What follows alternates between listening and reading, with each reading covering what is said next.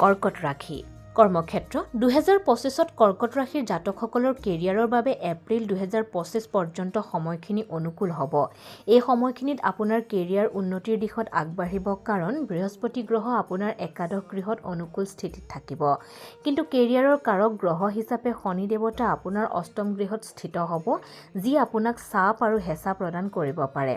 নতুন বৰ্ষ অৰ্থাৎ বৰ্ষ 2025ত কৰ্মক্ষেত্ৰত আপুনি যথেষ্ট পৰিশ্ৰম কৰিব পাৰে, কিন্তু সেই অনুপাতে আপুনি স্বীকৃতি লাভ নকৰিবও পাৰে। লগতে আপুনি বিকাশ লাভ কৰাৰ ক্ষেত্ৰতো পিছ পৰি থাকিব পাৰে।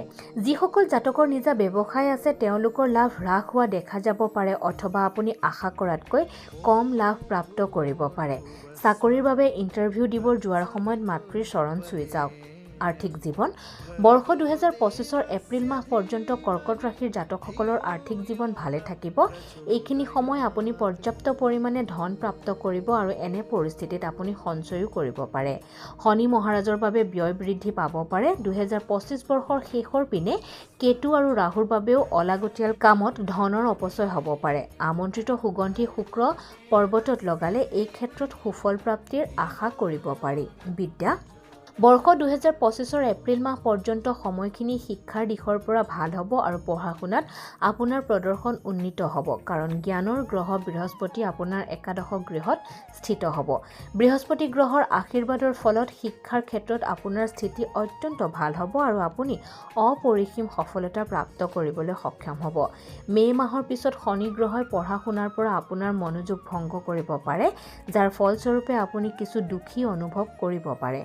যদিহে আপুনি উচ্চ শিক্ষাৰ সৈতে জড়িত কোনো ডাঙৰ সিদ্ধান্ত গ্ৰহণ কৰিব বিচাৰে তেনেহ'লে এপ্ৰিল 2025ৰ সময়ত এই দিশত পদক্ষেপ আগবঢ়াব পাৰে। কিন্তু মে' 2025ৰ পিছৰ সময়ছোৱাত আপুনি অধ্যয়নৰ সৈতে জড়িত সিদ্ধান্ত গ্ৰহণ কৰাটো পৰিহাৰ কৰিব লাগিব, অন্যথা ই আপোনাক নিৰাশ কৰিব পাৰে।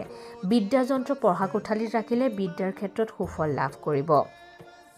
পাৰিবাৰিক জীৱন কৰ্কট বাৰ্ষিক ৰাশিফল 2025 অনুসৰি এপ্ৰিল 2025ৰ পৰা শনি দেৱতা আপোনাৰ নৱম গৃহত বিৰাজমান হ'ব। এনে পৰিস্থিতিত পাৰিবাৰিক জীৱনত লাভ কৰিবলগীয়া ফলাফল মধ্যমীয়া হ'ব পাৰে।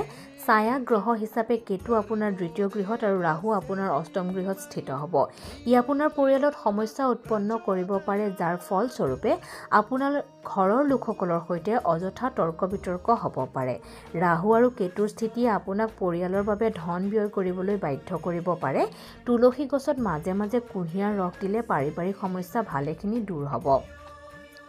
প্ৰেম আৰু বৈবাহিক জীৱন বৰ্ষ 2025ত কৰ্কট ৰাশিৰ জাতকসকলৰ প্ৰেম আৰু বৈবাহিক জীৱন কিছু জটিলতাপূৰ্ণ হ'ব পাৰে।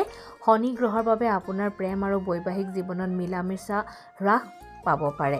বৰ্ষৰ শেষ 6 মাহত এই অসুবিধাবোৰ ভালেখিনি দূৰ হ'ব আৰু এই সময়খিনি প্ৰেম আৰু বিবাহৰ বাবে অনুকূল হৈ থকাৰ সম্ভাৱনা আছে। শিৱ মন্দিৰত সোমবাৰে ডালিমৰ ৰস নিবেদন কৰক। স্বাস্থ্য বৰ্ষ 2025ত আপোনাৰ ৰাশিৰ দ্বিতীয় গৃহত ৰাহু স্থিত হোৱাৰ ফলস্বৰূপে আপোনাৰ চকুৰ সৈতে জড়িত সমস্যাই আমনি দিব পাৰে। এই জাতকসকলৰ কান্ধ, ভৰিৰ বিষ আৰু তন্ত্ৰিকা তন্ত্ৰৰ সৈতে জড়িত সমস্যাই আমনি দিব পাৰে। এই সকলোবোৰ স্বাস্থ্যজনিত সমস্যা আপোনাৰ দুৰ্বল ৰোগ প্ৰতিৰোধ ক্ষমতাৰ ফলস্বৰূপে হ'ব পাৰে আৰু এই বৰ্ষটোত আপোনাক আমনি দি থাকিব পাৰে। হনুমান মন্দিৰত ঘিউ চাকি দি মঙলবাৰে পূজা কৰা আৰম্ভ কৰক। প্ৰতিকাৰ 1. প্ৰতিদিনে দুৰ্গা চালিচা পাঠ কৰক। 2. সোমবাৰে নিৰামিষ ভোজন কৰক আৰু শিৱ মন্দিৰ নিশ্চয় দৰ্শন কৰক। 3. ৰেইনবো মুনষ্টন ধাৰণ কৰক। 4. ঘৰত কৰ্পূৰৰ চাকি দিয়ক সদায়। 5. পোক-পৰুৱাক খাদ্য দিয়ক মাজে মাজে। 6. শনিবাৰে দৰিদ্ৰ লোকক ভোজন কৰাওক। 7. প্ৰতিদিনে 44 বাৰ ওম মন্দায়ে নমঃ জপ কৰক। শুভ ৰং কমলা।